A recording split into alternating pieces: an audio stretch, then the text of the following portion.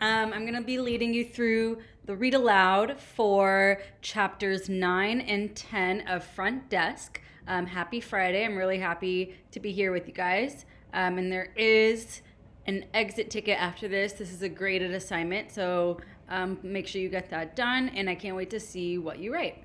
All right, so our teaching point for today is that readers will pay attention to character traits, relationships, the point of view of the narrator, which in this story is Mia, and possible themes, as well as any changes to story elements. So if we're thinking about character, we're thinking about major and minor characters, their traits, their relationships, point of view, how the narrator feels about the story elements, what's happening in the story. We're thinking about theme, like lessons that the characters learn, lessons that the readers could take away, or any universal lessons the author is trying to teach us. We also want to be looking for changes, changes in the characters. Maybe the character changes their traits a bit, changes in the plot, changes in a setting, or a lesson. So I just want to review where we left off after chapter 8, what was going on in the plot. So we saw, well, this was in chapter 7, that Mia was trying to act responsibly working at the motel. She was making sure all the rooms had keys, and we're making sure the customers were happy. We also, in chapter 8, saw that Mia started school and discovers Jason Yao is in her class. Jason gets bullied by 6th graders for being Chinese. Mia stands up to the bullies and defends Jason. And a theory that we are growing is that Mia is responsible and caring because she is 10 and does a job that an adult would usually do. She wants to do her job, help her family, and stand up to bullies. All right, chapter 9. I walked home by myself after school, looking over my shoulder as I made the crossing from Meadow Lane onto Coast Boulevard. It was like crossing over into a different world. Back at the motel, I dashed to find my parents to tell them the news that Jason Yao was in my class. But as it turned out, they had other problems to worry about. The washing machine in the laundry room was busted. There was water everywhere, and my dad had foam up to his knees. "Quick," he said, pointing to a bucket. "Hand me that." I gave him the bucket. It filled in a matter of seconds, and I dragged it out of the laundry room to the parking lot, watching as the murky water spilled onto the ground like a tidal wave. As soon as it emptied, I took it back into the laundry room. Fill and spill. Fill and spill. When the last of the water was emptied and the laundry room had all wiped down, my parents got on the phone with Mr. Yao. I picked up the receiver in my room so I could listen in. "What now?" Mr. Yao barked. "I'm terribly sorry, but we're going to need a new washing machine," my dad said. "What did you do? Did you break it?" Mr. Yao asked, annoyed. "You idiot." So Mr. Yao is really not nice, but also Mia is very curious and also a bit sneaky. She sneaks to pick up the receiver to listen in on her parents' conversation with Mr. Yao. So even though she's acting in the best interest of her family, she's caring, she's also kind of deceiving them. Yeah, so Mr. Yao is very mean and aggravated. And Mia's showing a lot of caring for her family and is defending them. So this happens when she says, "He's not an idiot," I yelled into the phone. "Mia, get off the phone," my dad said. I said, "Okay," and put the phone down on the table for a second, then very quietly picked it back up. So she's still listening in. "You're paying for it, and guess what? They're not cheap," Mr. Yao said. "Mr. Yao, please be reasonable," my dad pleaded. "I didn't break it. I just got here. I've barely touched it." "Well, you must have done something because now it's broken. And if you want a new washing machine, you're going to have to pay for it," Mr. Yao said before slamming down the phone. My mother was so furious after the call she was shaking. "That man," she shrieked. But no matter how mad she got, there was no avoiding the fact that we had to get a new washer. Mr. Yao had told my dad right before he got off the phone that it would take several days before it could be delivered. My dad paced back and forth in the living room, trying to figure out how we were supposed to live without a washing machine for so long. Every day, the tower of dirty towels from the customers was as tall as me. "Maybe we could send it out," my dad said, thinking aloud. then quickly shook his head when he thought about how much that would cost. And who would be paying for it? Certainly not Mr. Tightwad, meaning Mr. Yao. What if we told people not to use so many towels? I suggested. Again, my dad shook his head. We're a motel. We have to have towels, he said. With a sigh, he turned to my mom and said, We're just going to have to wash them all by hand. My mom groaned, on top of all the other things they had to clean. It didn't take long before the laundry room was teeming with towels. Teeming means there's tons of them. There were piles and piles of them, sitting in buckets on the floor, hanging on the door. Every time I walked by the laundry room, there seemed to be more of them, like the towels were meeting each other in the laundry room, getting married and having babies. I knew I had to do something, so I went around to the weeklies and explained the situation. They were all very sympathetic. They vowed to limit their towel usage to 1 towel a day until the new washer arrived. Thanks so much for understanding, I said to Hank. He and Billy Bob were in Hank's room cooking hamburgers on Hank's hot plate. Not a problem, Hank said, throwing patties onto the pan. So I'm noticing Mia has developed very respectful and caring relationships with the customers here. She feels comfortable explaining her situation to the customers, and they're showing some sympathy and respect in return. So I think that that's really interesting. They didn't have enough ground beef, so Hank was taking a bunch of saltines and mushing them up. Then he added the ground up cracker crumbs to his ground beef. I watched as he shaped the crumbly ground beef mixture expertly into more patties. Wow, it looks just like a real hamburger, I said to Hank. Oh, sure, it tastes like one too, he said, handing me a cooked one. Gingerly, which means happily, I lifted the saltine burger to my mouth and took a bite. He was right. It tasted just like the real thing, only crunchier. I devoured the burger. I'm sorry you guys have to pay for the new washer, Hank says, as he threw more patties into the sizzling pan. Typical Mr. Yao, squeezing us for every last penny. He handed me another saltine burger. As I chewed, I thought about how nice it was that Hank lumped us together with the weeklies rather than Mr. Yao. Despite all our efforts, the mountain of towels continued to grow at an alarming rate. There just wasn't enough time to wash all of them by hand every night. That Sunday, I promised to help my dad knock out a bunch of them. So I noticed more evidence here that Mia's just really caring about her family, and she wants to do whatever it takes to help them. She's always willing to pitch in an extra helping hand, and I really admire that in her. We put them into buckets, filling the buckets with water and dumping in the laundry detergent. Then we sat down and scrubbed them by hand until our fingers turned into raisins. Even then, there were still dozens of dirty towels left. So many, in fact, that we soon ran out of buckets. We're going to have to go over to the Home Depot and buy more buckets, my dad said, shaking his head. Buckets were $4.99 each. That was more than a Big Mac cost, and we couldn't afford those. But I had an idea. So I'm noticing a reoccurring problem that Mia and her family faces is financial limitations. Financial means money. So that's a consistent problem in their life, that they don't have enough money for things. So they're even, it was a struggle for them to get a new laundry machine, but even in the meanwhile, getting buckets to deal with the problem is also a financial strain on them. But I had an idea.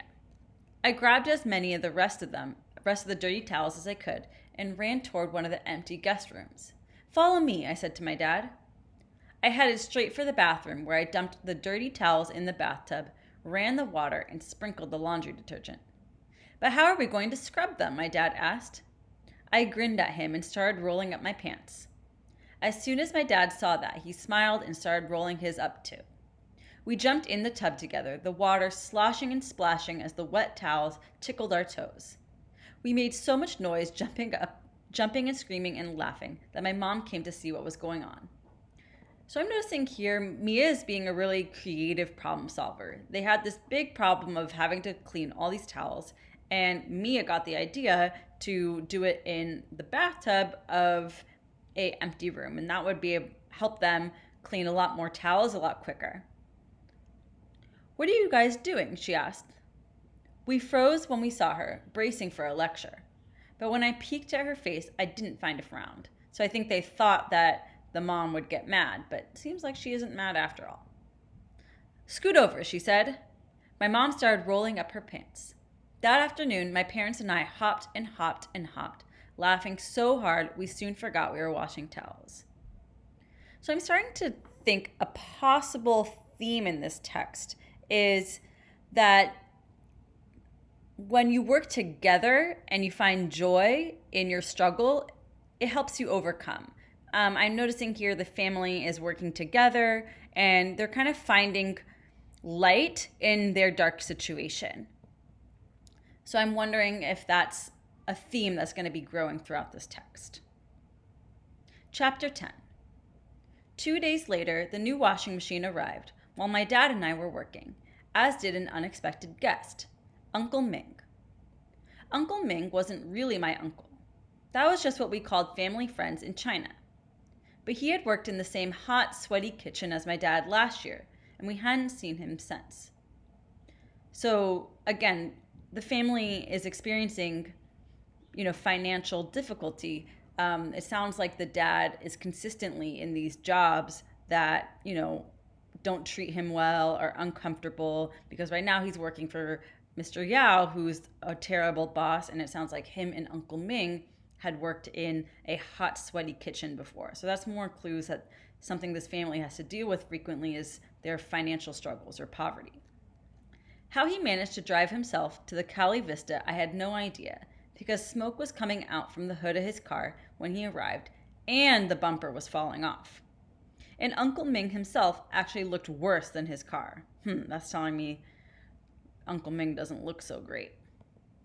He had a swollen black eye and bruises all over his cheeks and neck. "What happened to you?" my dad asked, rushing over to help his wounded friend inside.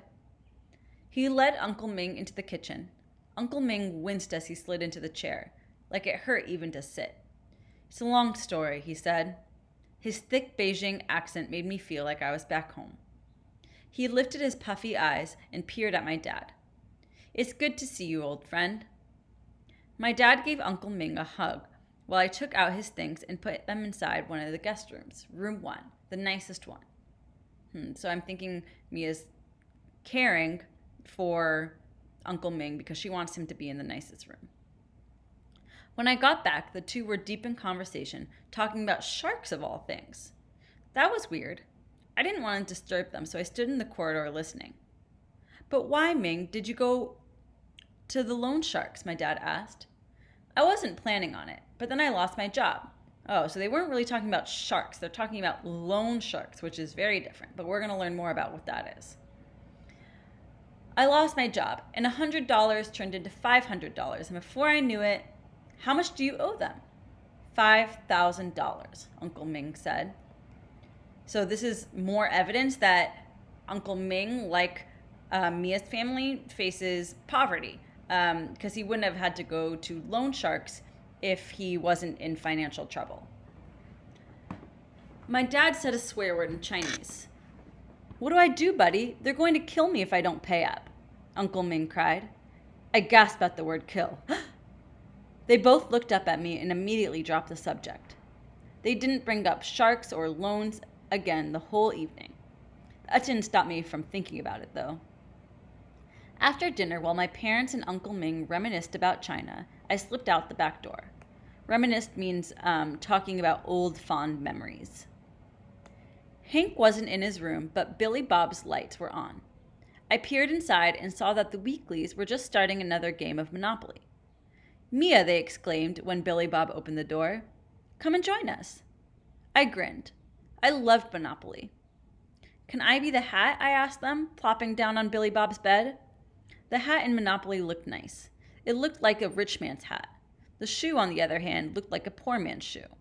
"You can be anything you want," Billy Bob said, handing me the hat. Wow, so our understanding of Mia's relationship with these weekly customers is deepening. It seems like they have a really compatible, friendly relationship. He selected the race car for himself and the iron for Hank. Fred picked the wheelbarrow. Quickly, we set up the game. Billy, Bob, and Fred made me the bank. As we played, I turned to Hank and asked him if he knew anything about loan sharks. Oh, that's nothing you want to get involved with, he said. No siree. You want to stay as far away as you can from that rabbit hole. He explained that a loan shark was someone who loaned people money with very high interest. What's interest? I asked him. Interest is like a fee you pay the person for borrowing the money. So if you want to borrow $10 from me, I would say, okay, but you got to give me $12 back. Otherwise, what do I get out of it? So that $2 is interest, he said. But a loan shark, Billy Bob jumped in. A loan shark doesn't want $12 back. He wants $20 back or $50 back. I'm thinking that's why they're called loan sharks. They're hungry and greedy. $50, I asked. What kind of people would agree to that? Desperate people, Hank said. People who can't get loans anywhere else. So I'm thinking that means people who can't qualify for a loan at a bank. So maybe Uncle Ming didn't qualify, who knows, because of his immigration status, or maybe he doesn't have enough money or good credit. So that's another problem that people face when they're poor. And what happens if they don't pay them back? Hank sucked in air. You don't want to know, he said. I turned to Fred. They'll come and find you, Fred said. Beat you up, or worse. I felt myself go cold. Just then, Hank let out a squeal. Hot diggity dog. Will you look at that? And now I own Pennsylvania Avenue and Park Place. Hank howled with glee. Pay up, Mia. That'll be $50 a night. I handed him $50. Hank took the Monopoly money and kissed it. Someday, Mia, he said softly. Someday. Someday what? Billy Bob asked, chuckling. You'll really own a Pennsylvania Avenue and a Park Place. Hey, it can happen. If it can happen in Monopoly, why not in real life? Hank insisted. Isn't that right, Mia? I looked at Hank. I had a feeling he was just trying to make me feel good, but I thought I saw a glimmer of hope in his eyes, too. Right, I said quickly. All right, fifth graders, thank you so much for joining me for this read aloud. Make sure that you go to your assignment to answer the short response question in the Google Docs. And I can't wait. Sorry, it's probably a Google form. And I can't wait to see what you all write. Happy Friday and have a great weekend.